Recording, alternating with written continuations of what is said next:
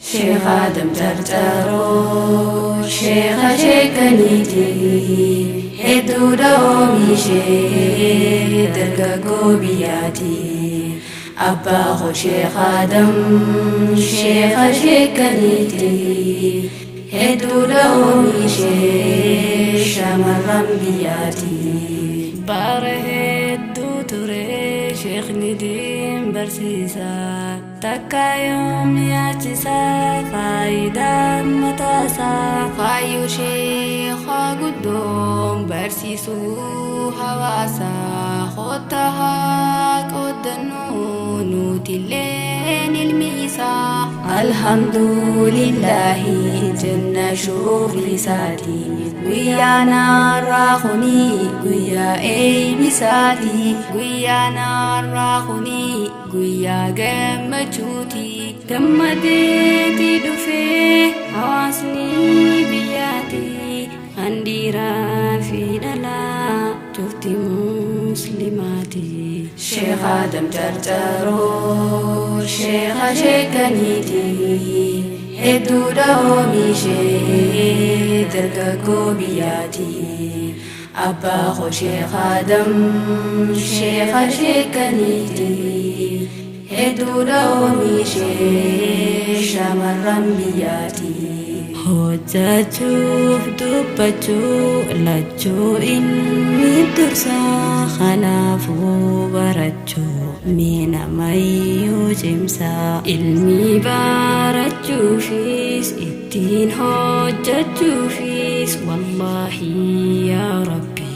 nu gargaari ati yaa rabbi hooya mooti si abdiin taati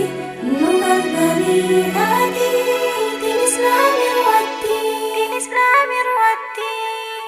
barsiisota keenya ummata ustaazaa wayjazaan isaanii haa ta'uu jannataa yoomuu siin daagannu yaa sheekh jaabirati barbuu raaketii markazni hifziti barbuu raaketii markazni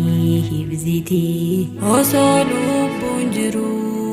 Qur'aana barsiisaa guyyaanii saaginyaan fuudhatee robbisaa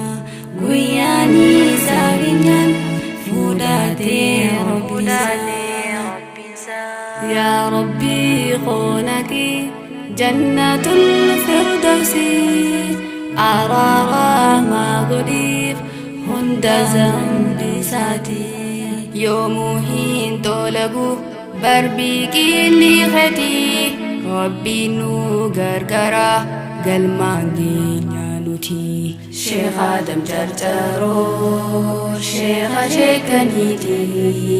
hedduudha oomishee dargaggoo biyyaati abbaa koo Sheekh Adam sheekha sheekaniiti hedduudha oomishee shamarran biyyaati namuu haa barannu